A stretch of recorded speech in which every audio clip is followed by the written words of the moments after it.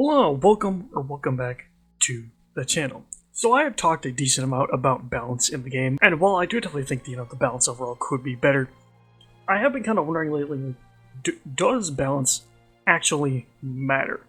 Because when I say a character is bad all of the time, I will always see people say, oh, but you can make them work with enough investment, so why does it matter? Like, while I do think that some people do exaggerate how bad power creep is a bit, like, I don't think any character is unplayable besides maybe, like, I don't know, Arlen, and that's kind of it. And I do think the, like, zero cycling standard that people have has kind of skewed people's perception of how bad some characters actually are, because they always try to look at things from more of an average player's perspective. And for the average player, all that really matters is getting the max stars in all of the modes. And if you can do that, then it doesn't really matter that much. Zero cycling can definitely help you like kind of tell how strong some characters are versus others, but a character not being able to zero cycle does not automatically mean that they are just trash. They just aren't as insane as some of the top tier characters. Firefly, for example, I've seen so many people say that she is like garbage now, which is just not true at all. She is still good. She just isn't as broken as she used to be, which I think it's fine for a character to be just good. However, on the other side of that, just because you can make a character work with enough, investment, doesn't change the fact that they have problems with their kits and just aren't that good in general. I think this mainly applies to most of the 1.x characters, since I do think the 2.x characters have held up a lot better. Characters like Fei Shou, or Yunli or Buhil, or any of those kind of characters, I think are a lot better. I'll use like Sealy as an example, who is like the main one that people talk about when it comes to power creep.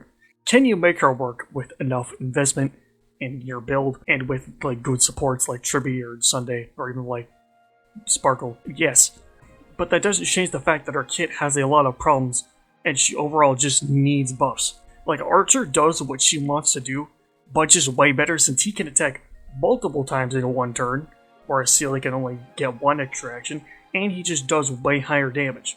Like, Sealy needs like her traces to be changed. She also needs to maybe be able to get multiple actions and just not have the buff stack. Just like something to make her feel better to play. I feel that there are kind of two sides to this. The more like casual side, and then the more like hardcore / meta side. And the problem is that with the current state that the game is, sucks for both types of players. For the casual player, it sucks since a lot of their older characters are just not that good anymore. And I mean, unless they started playing like recently. But even then, they also have the other problem of just the kind of lack of events and real stuff to do outside of the story, since the story is kind of the main thing keeping the average player playing the game right now. And a lot of teams don't really have many great budget options outside of most of the new characters. And from a more like meta side, it's also not that great, since we haven't really gotten any actual new like gameplay modes in over a year. Like, yeah, we did get the Fate combat event, which I did like, but that's not an actual new like game mode.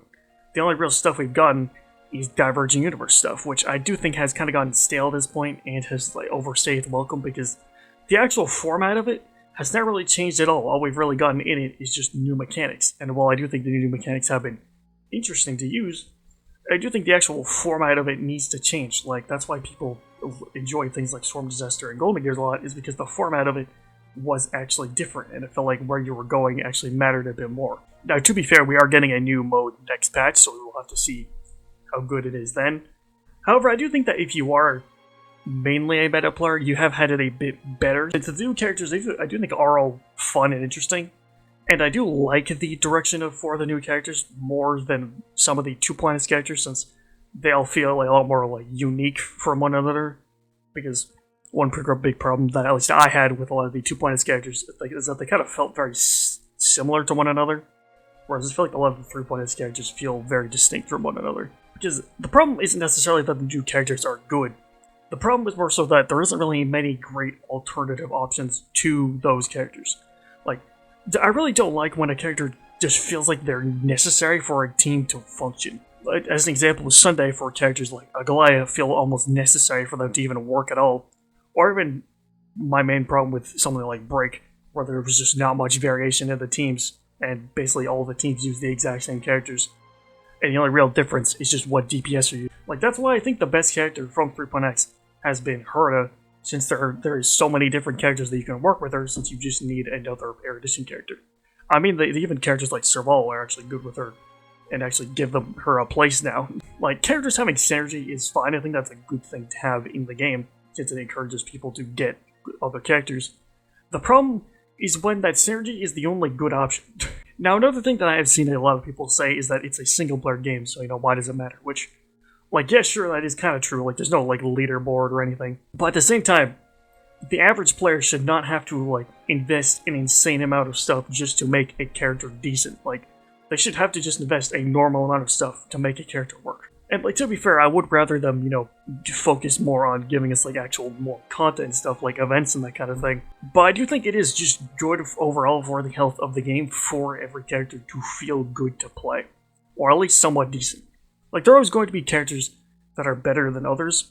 And, not every character needs to go, S tier. But they should at least feel good to play. Because if people feel like their only option is just to pull for the new characters, that's just going to make them not want to play the game.